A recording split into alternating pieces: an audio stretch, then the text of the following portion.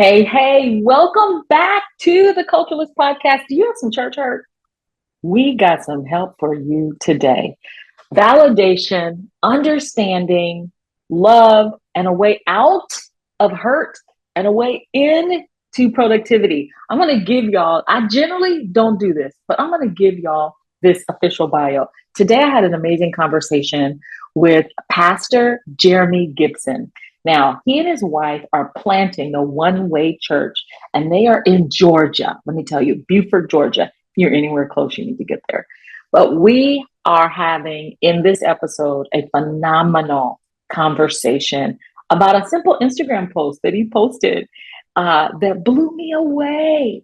And it was 5 subtle forms of church hurt that we don't always talk about, and the reasons why we don't talk about them, and how they happen, and how we recover, But Pastor Jeremy is known for his straightforward, high-impact messages, preaching and teaching as a firebrand of divine revelation. And let me tell you, we got some revelation. He is a father, he's a pastor, a church planner, a father, a husband, and he's my brother. And so welcome to the Culturalist podcast and my conversation with Pastor Jeremy.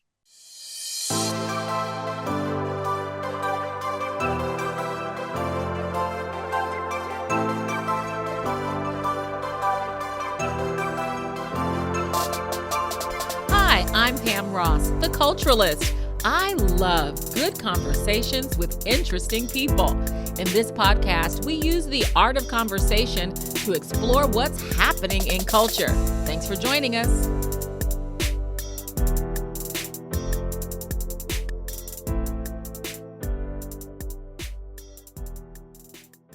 Pastor, how are you, sir? I am well, ma'am. How are you? Thank you. I am good. You look like you're in the secret place in this black. I like it. The glory. Yes, it's the secret place. It's the bat cave. It's where Pastor meets with God and then comes out and tells us how to get our life together. We need it. Yes. We need you. Yes. So you're in Georgia. Why do I feel like you have an East Coast vibe? I'm from the East Coast. What? See? My family is from the East Coast. Really? Yeah, but I was kind of raised in the South, but I don't know if I fit in the South because I don't function like a lot of people. Sir, that's so interesting. Like just chatting with you, I was like, he has this really cool, you're probably too young to recognize that phrase, that B-boy feel, just, hey, one of the brothers on the block that pull the garbage cans in for the old lady that's down the street. Just that kind of, Philly, Maryland kind of community feel. One of those guys that everybody's invited to your graduation party in the backyard, like that kind of feel. Yep, that's that's how we grew up. Yeah, that's your yes, that's so wonderful. My people are from the South, so I often say I was raised in San Diego, Arkansas. So I was San Diego, Arkansas. San Diego, Arkansas. So outside of my house was California, but inside of my house was San Diego. So it was Arkansas. So as a kingdom man, how you can be in a place, but the culture in this house is, Right. So I was raised by a Southern mama, and so you always so even being raised in the South, you have that East Coast family. And also that East Coast swag, definitely. But that's not why we're here. I was so excited when I saw this Instagram. I enjoy your Instagram profile, by the way, and your Instagram account. Yes, always giving the people what we need. And about a week ago, I saw this post, 5 subtle forms of church hurt that we don't talk about. And there's a reason why we don't talk about it. Yeah. And when I mean we, I'm thinking we as church leaders, why we don't talk about it and why pastors don't always talk about it.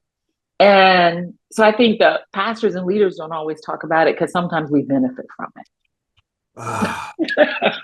She's coming in hot today. There it is.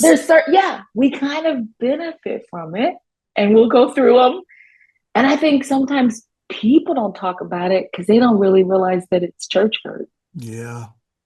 That's A what lot of times people, when we look at these things, they'll think, I need to grow up, I need to change. Because when we normalize stuff that's broken, we have dysfunction. And so, yeah.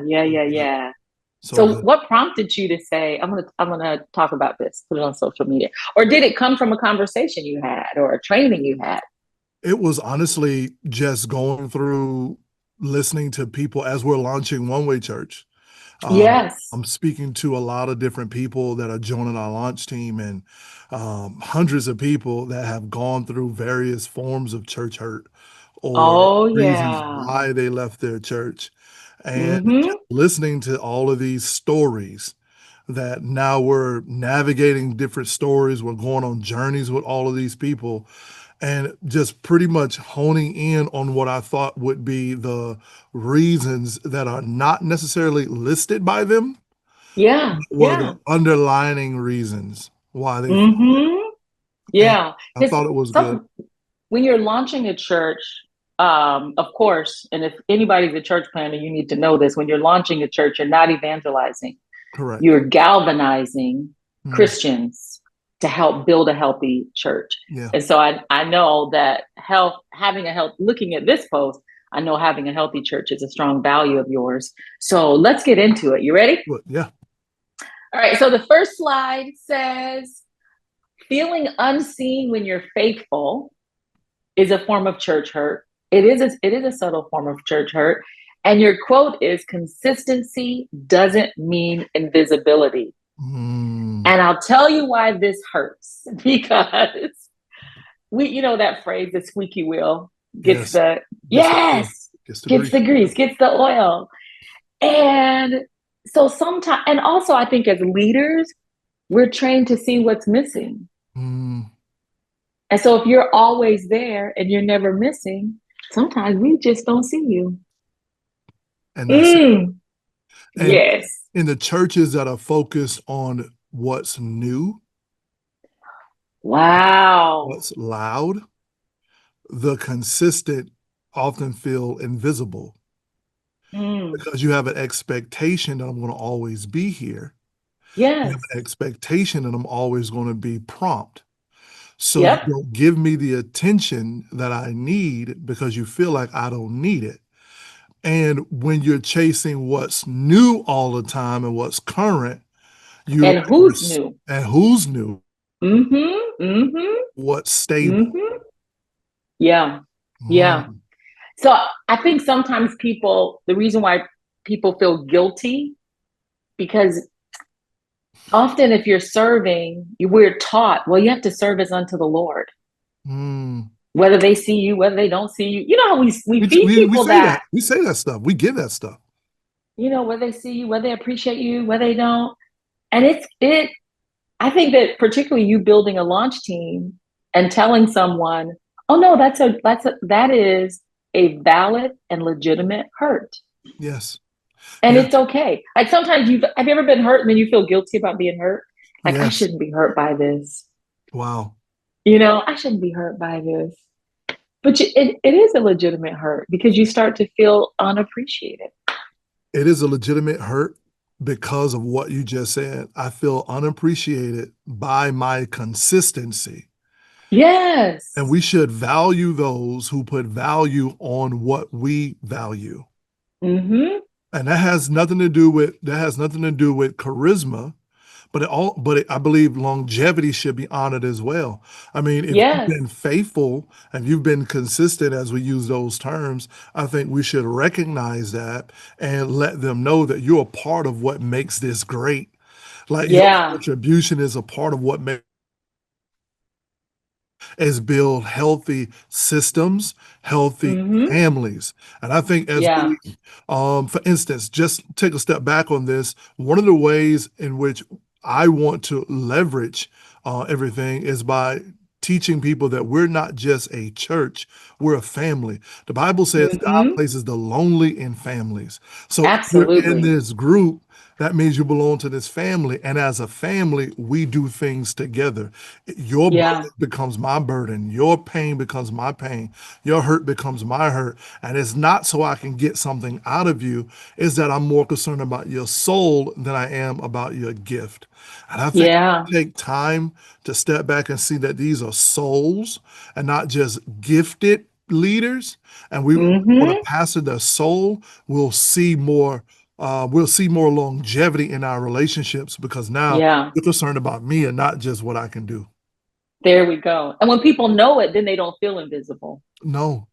Yeah, then they don't feel, because it wasn't that, even if somebody's feeling like this, like I felt invisible. I didn't quit because I enjoyed what I was doing, but I just never felt that anybody saw my efforts. And I think sometimes people need validation Yeah. to say, hey, what you're doing really does matter. Keep it up. And you said something so brilliant.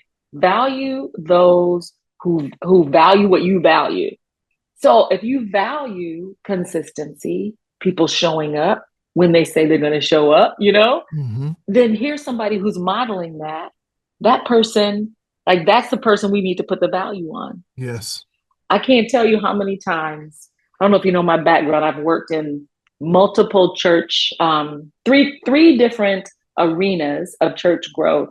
And I know now that it was the strategy of the Lord. Put me in a church that grew to be mega, put me in a multi-site, and then put me in a church planning organization. And so one of the things I've had is folks come to me and say, this person said something or did something they didn't like. And what if I had been a visitor, is what they would say to me. And I say, if I have to place value, because I'm responsible for literally thousands of volunteers. If I have to place value on a random visitor, and a volunteer that's been with me, that I've corrected, I've invested in, I'm going to say, this is my volunteer. Yeah. Doesn't mean, am I going to adjust them if they do something wrong? Yes, I'm going to adjust them. But if I have to say if you're going to correct a behavior, correct it because it doesn't meet the standard. Correct.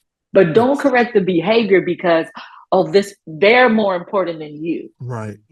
And sometimes when we're raising up people who serve in God's house, we can accidentally give that impression, like that the people you serve are more important than you. That is so good. Yeah. My goodness. That's really good. It's very subtle, isn't it? Like you can. Very subtle. But yet we read in the word that says the servant is greater. In that value system, we celebrate what we want to model. Yes. And so celebrating what we want to model means, like you said, if we value those who value what we value, then I'm celebrating it openly. So then those who want that type of celebration would then model that type of behavior. There we go. I love it. Invisibility factor is no longer in play because I feel seen because I'm now valuing what the team values and I'm part of what's building the whole. I love it. All right, here we go. Next one. Being used but not pastored. Oh, hello. Tiptoe, Holy Ghost. Now this is a hot one off the press right here. This is a hot one. Your quote says, you're not just a gift, you're a soul. Honey, being used or not. This is why you will find gifted people who sneak into your church in a hat, some sunglasses, a Carmen Sandiego trench coat. Sitting in the back. They don't even want to be seen. Sitting there, don't nobody see me. I just need to worship. I've done it. I've done it. I've done it. Yes, Lord. Because you know what? Because at that moment, I just want to know that I matter. Yes. And I want to hear something from my soul beyond just what I can bring to the table. Yes. So being pastored, but being used, but not pastored. It is a subtle form of church hurt. And I do consults with pastors, and I am a safe place to hear their complaints. But sometimes I say to them, Pastor, could it be you have the people you're ready for? When look Mm, at your eyes. mm. When they like, I need a this and I need this, I need this. Could it be that you have right now the people that you're ready for? Oh, that's so good. Because like if we get, those cartoon wolves and Yeah. they howl and their eyes look like hearts, Yes. and like, Yes. oh, Yeah. that boy can play that organ, Yes. he can play that organ. But also, he had an abusive father, Come on. but maybe he had an alcoholic mother. Can you But pass? can you pastor that gift? Mm. Can you Because with that gift comes a target from the enemy. you, Can you use your rod and your staff to to comfort? guard that gift, Ah, sir? man. This is why I was like, we got to talk about these because they're so much Mm. deeper, than I think Because that people even realize. you could be elevated on a stage and neglected in your soul. Yes. We see this all the time. I mean, my goodness, we've been in church. Mm-hmm. I know I've been in church for so long. So we see Yep. people rise in their anointing, Yes. have the character to sustain the atmospheres that they create. And so their Yep. gift can create an atmosphere. It can shift the room. It can build an organization. These gifts can do Mm-hmm. so many different great and amazing things, but yet there's a brokenness that causes them to do things outside of their gift, Yes. destroy their character. And so Yes. if we're so enamored by that gift, Yep. we'll be neglectful with that soul because we feel like Mm-hmm. if I bring an adjustment to this person's life, I might lose the opportunity to utilize that gift that's Yes. benefiting this ministry. And we have Yep. to care about their soul more than we care about their gift. My My God. It goodness. takes faith as a leader. It really It, does. it does, because we feel like, wow, God sent me this amazing gift. Thank you, Lord. This is exactly who I needed. And we just receive them as the gift that they are. We celebrate their gift. We make room for their gift. But it's a challenge when um, we recognize some brokenness, or even if we don't recognize it because we don't dig into it. You don't dig We don't into it. ask, now, who are you behind all of this? That's the key. And it is church hurt. And you said it's neglect, It is which is a neglect. form of abuse. It's So neglect. let me ask you this, Dr. Pam. Is this a hireling mentality? I'm going to tell you, sometimes I think people show up. It could be a hireling mentality if they dodge the knife. There you go. You know what I mean? So Now, if you come for someone and they're like, don't cut me, don't adjust me, don't hold me accountable, I'm just here to perform, that's a hireling mentality. now I'm talking about it from the perspective of the shepherd. Now, from the perspective of the shepherd, I think it's the neglectful father. There we You go. refuse to parent. There. God sends you of these souls and you refuse to parent them. You refuse to shepherd them. You refuse to develop them. This is the one, I love this phrase. I've said it for 20 years. Jesus looked at Peter and said, follow me and I will make you. Make you. And so they come to you gifted, but as they follow you, what are they being made into? Oh, so good. That's the accountability piece. That we as leaders, we're accountable. I have a small team. I love my team, but there are times where I will ask them, how are you growing from hanging out with me, traveling with me? When I give you assignments, when I press you to be more creative, do you feel like you're stronger, that you're growing? The Apostle Paul said, and you know this as an apostle, you are the proof of my apostleship. I feel. I know. I don't need a certificate of ordination. I'm gonna give you some names. Look, you got me today. Yeah, because I'm stirred up, and I'm over here trying to contain myself. Yes. This is so rich. I love this conversation, and I want to challenge a pastor watching, if I may. Yes. if we could just take a step back, and I know this may be a bit countercultural to our church, procedure. We see them as a soul that enters this Yeah. ministry instead of a gift that God sent me. Yes. And I think, if we just get to know them as the person and their soul first and think about the gift later, I think we would see more healthy demonstration of leadership, team camaraderie. We'll see healthy communities being to be developed, and we'll start to see how shepherds who care would be more in the quote unquote would be more utilized in the days ahead. Yes. Because now I know I matter. Now I know I matter. Let me tell you, I was in a place post-pandemic. I needed a church. I'm a church girl. I'm like, I need to go. I need to be in church. And so I was kind of sneaking in and out in my Carmen Sandiego trench coat.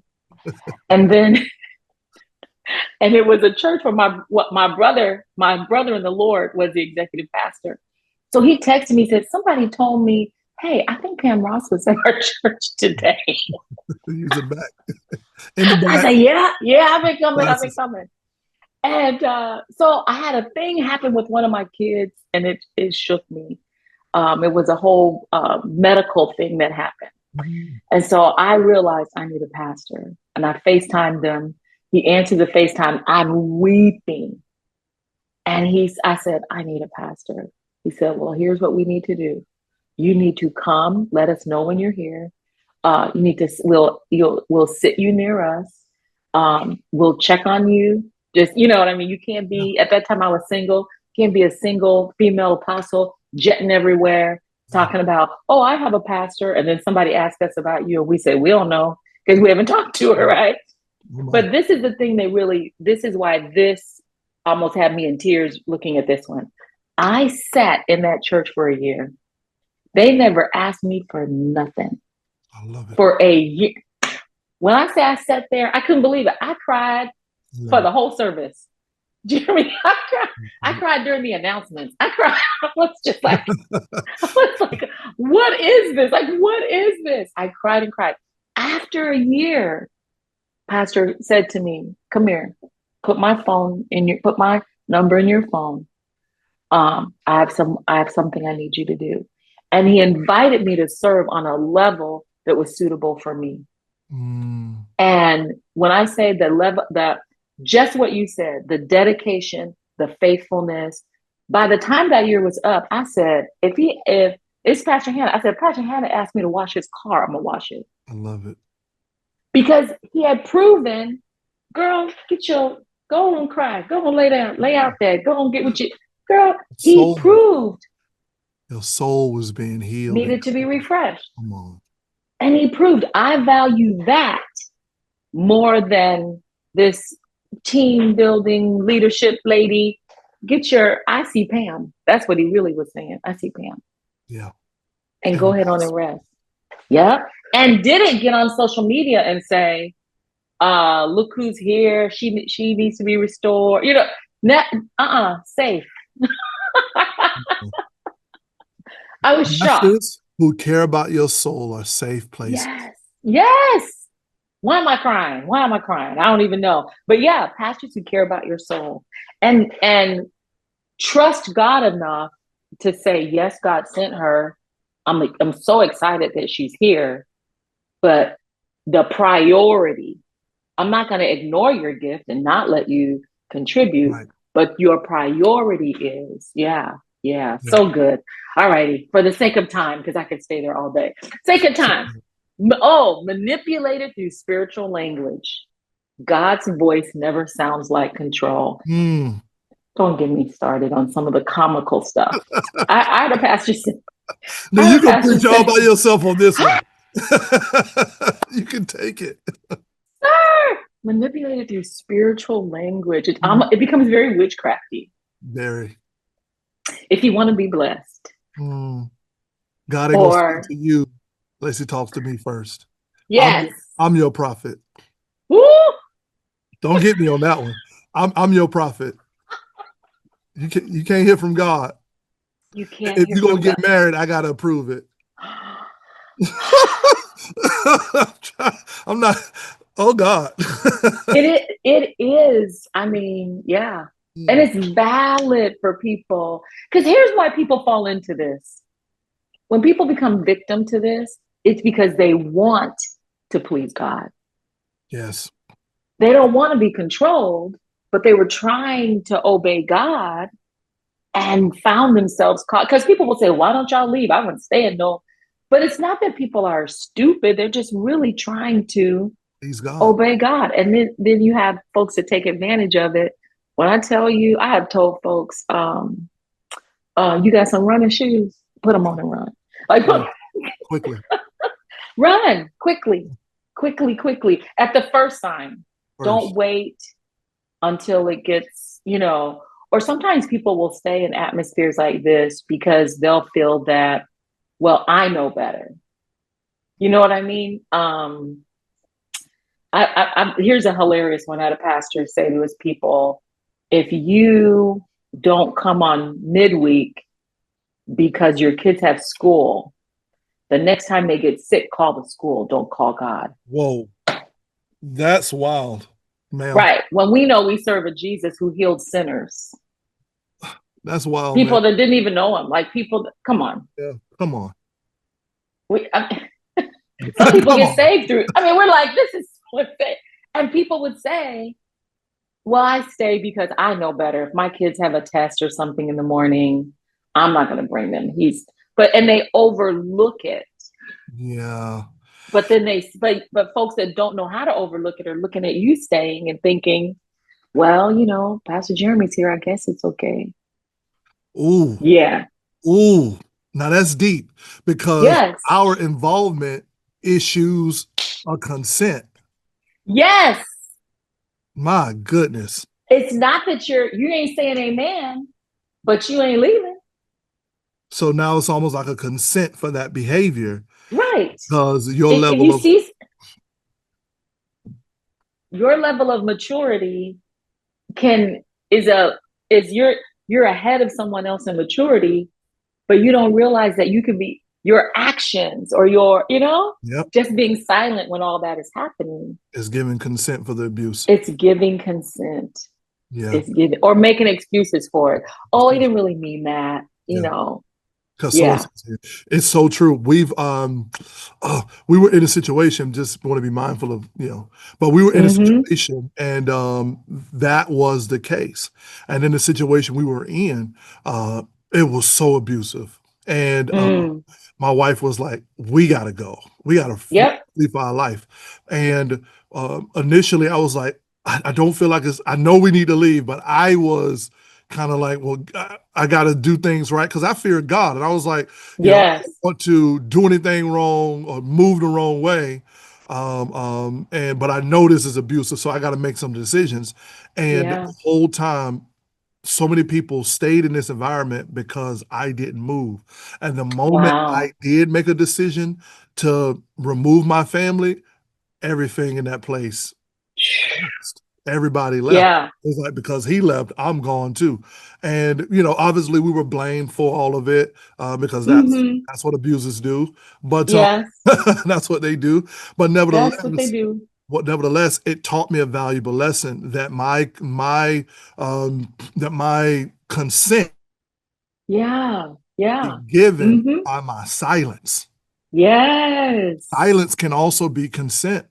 And even though I may not agree with it internally, but because I don't speak out about it, I'm enabling the abuse. You're enabling. Yes. So just because you know better, don't assume everybody around you knows better.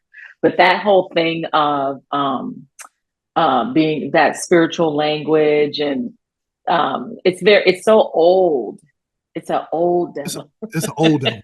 That devil it's an old devil. It's an old devil. Yes. Oh, okay. So here's a good one. And man, I've experienced this as well. but I find it quite comical whenever this happens to me. Punished for asking honest questions. Curiosity isn't rebellion, it's growth. It really is. I love Yeah. curiosity. Yeah. Oh, I love it. One of the things I tell everyone on our team, I get tons of questions. I mean, what do you believe? Do you Good. believe in tongues? Do you believe in apostolic? Are we sons of God? I get all kinds of questions. And I tell everyone, ask me the questions. I want the hard ones and the easy ones. There's no Wow. dumb questions in this ministry. I don't care what it is. Ask me. Wow. Honestly, I don't, that doesn't bother me because I believe, Dr. Pam, clarity is kindness. And in order Yes. for me to demonstrate kindness, I need to be clear on what I believe, on what I stand on. And I also need to be clear in making sure that you know where we are. And Yes. it's growth because you're asking the question because you don't have clarity. And Yep. so because of that reason, I need to be kind because kindness is a fruit. And I need to be kind Yes. and give you this clarity. So no, I don't understand. Ask questions. Ask questions. It's okay. The fact that you ask them, that you give permission to say, no, ask me all the questions. It's not going to make me feel less of you. It's not going to intimidate me. Ask all the questions. It makes people feel safe because you have that phrase, clarity is kindness. I have the phrase, clarity brings commitment. Oh, because one of the main reasons people don't commit or they don't give is because of unanswered questions. That's really good. And if they don't feel like they can ask the question, they'll just kind of stay away to keep the peace. I don't want no trouble, But if you're in a situation and you ask a question and folks think that, well, you don't want to follow. No, I want to follow. Yeah, that's why. But I can't. Yeah, I want to follow. And when you think about it, the apostles asked Jesus all kinds of questions. Why couldn't we cast it out? He never silenced them. Oh no, he never did. They were like, how are we going to do this? Just all kinds of questions. Like, what do you mean your meat is? What did you mean by that? Why did he explain things to them privately? Is because they were always asking him. And I think it's a great tip for pastors to say, hey, if you have questions about where we're going, what we're doing, what our standards are, why we do it this way, particularly for a church planner, because you want your people to be able to say what you say about you and about your church. So yeah, I loved this one. And it's also a good hit to the ego. It's a good gut punch to my ego. Really it really is. Because insecure leaders see questions as rebellion. Yeah. Instead of relationship building. Yeah. So it's good to ask questions. When I was my husband and I courted over FaceTime. Okay. Right. So I had known him for 10 years and he was an associate pastor at a church and I was doing work at that church. I would go twice a year. So he's on staff there and I have a close relationship with those pastors. He wasn't going to say nothing to me because he's like, I'll get fired. Like, I'm not going to. Hey. Hey, I understand. He's like, she's a nice lady, God, but no, I will get fired. Right. So when he finally let me know how he felt, I just started writing questions. And it wasn't necessarily even the answers. It was the fact that the questions really excited him.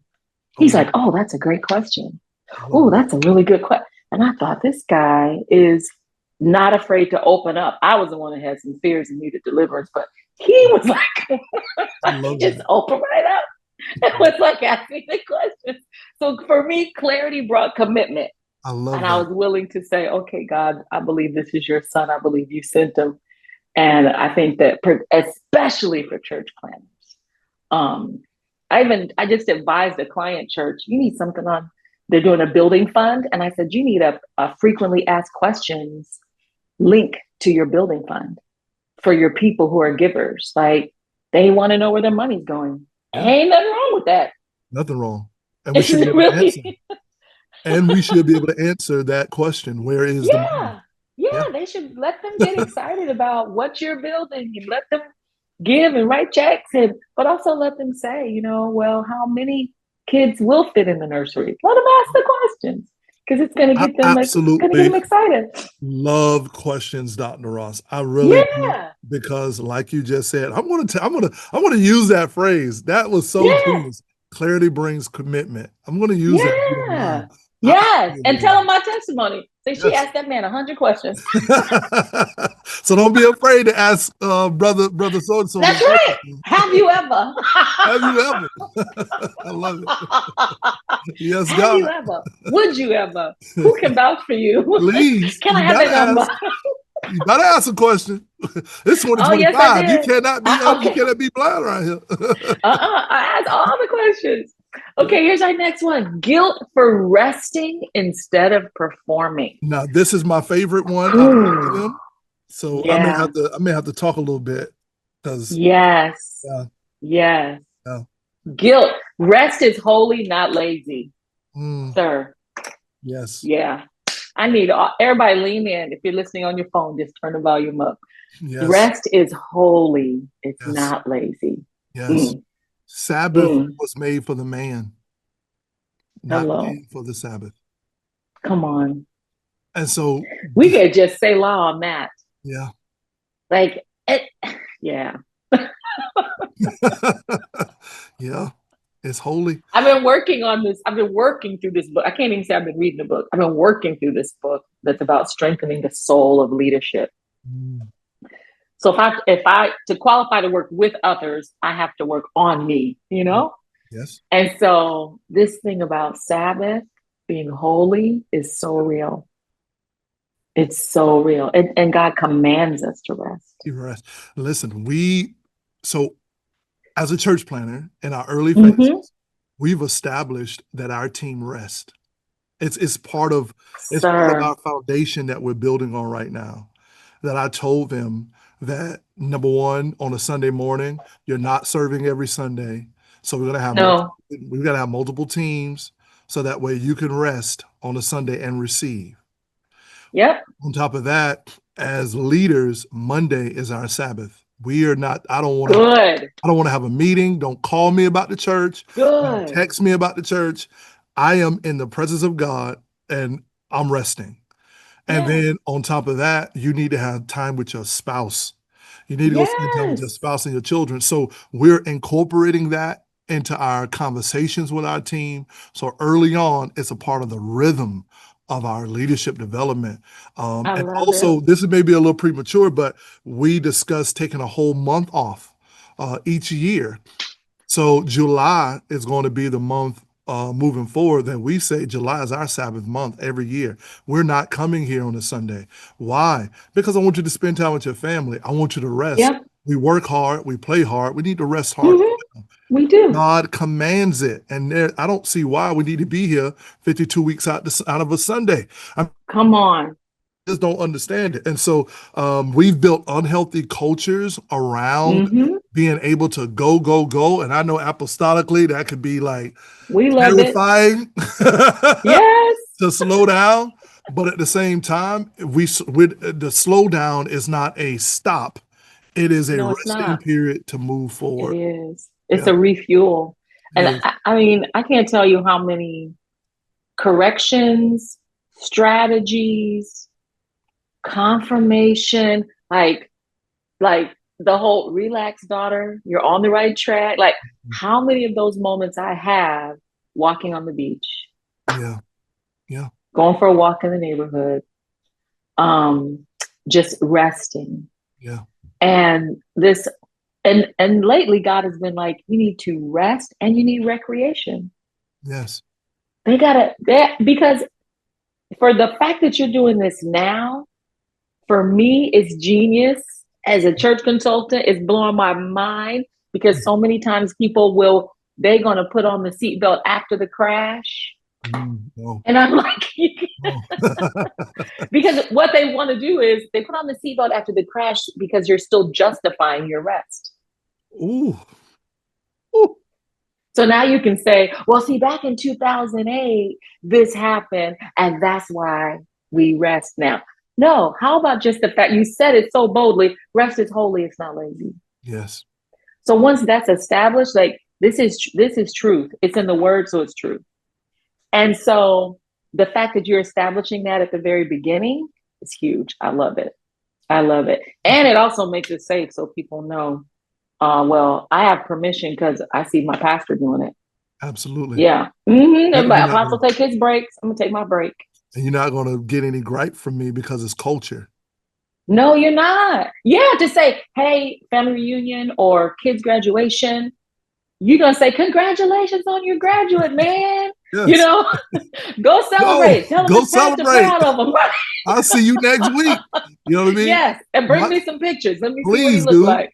Mm-hmm, you know, and one of the things I was telling them is that we want to just make sure that, you know, areas are covered. Obviously, that's yes. But one of the things I think the reason why this has become a detriment is that we've made performance a currency for belonging. Yes. Ooh. Can we just talk about that? Because, we've made performance a currency for belonging. Like I bought my way in to the family by what I can do. Like it's an audition and not an adoption. Gee. Dang. Sir. You can click the tape. You can stop the tape. Okay. My God. Oh my goodness. Wow. Man. That is really, I love that. It's not a currency for belonging. It's not. It's a part of your belonging. You're going to serve your gift because your gift is for us. You're going to serve your gift from a healthy place. From a healthy place. And they have a responsibility to even sharpen your gift. If you're a singer, take some voice lessons. If you're a musician, practice at home, you know? Yeah. Read a book. If you're a teacher, you better get your teaching techniques down before you teach this Bible. Right. But that's not what bought your way into belonging here. Yeah. It goes back to that family model that you have. Yeah. It's such a beautiful blueprint. And because the kingdom is family. Everywhere I go, I look for mothers, fathers, sisters, brothers, sons, daughters. My mentor told me that. He said, every church you go in, you want to look around. Who's the big brother? Who's the little sisters? Who's the, because in a healthy church, people are going to take on family roles. They're just going to do it naturally. They're going to just start looking out for each other. And you're going to find mamas. You're going to find them. You're going to find dads. You need to change that oil. That's what I mean? It's true. It's so true. If they're safe and they become themselves, they will begin to be a community. And I love this post because so often, we take communion every month. Folks take communion and wear white and pray over it and do all that, but we don't know how to commune. We really don't. We haven't really been taught how to be in community with each other. And so I think that this, as a roadmap, I think your people are extremely blessed. And yes, they're extremely blessed to have a healthy role model. And it also it's a post of somebody who's thinking ahead. And so I know you've seen some things. I don't know your whole story, but I know you've seen some things. And I know that God allowed you to see some things so that you can avoid some of the pitfalls that happen. They just happen. Sometimes there are wicked folks out there, but sometimes folks get desperate. They lose faith, they lose trust, and it automatically leads to abuse of people. Yes, it does. It just does. Yeah. It just does. It just does. So thank you so much. We're going to wrap this up. Did I get all 5? Yes, I did. Yes, you did. I did all 5. And then we'll put a link to this in the show notes so y'all can look at it. But it's really amazing. Take some time, think it through. If you're a pastor, take a look at these. And if you've experienced this kind of hurt, you need to know it's valid and it's legitimate. But we're going to talk about, if you stick around for my Patreon listeners and supporters, we're going to talk about how to heal from this stuff. And if you are someone who's experienced this. So thank y'all so much for listening. We love you. And we'll see you next time. Bye, guys.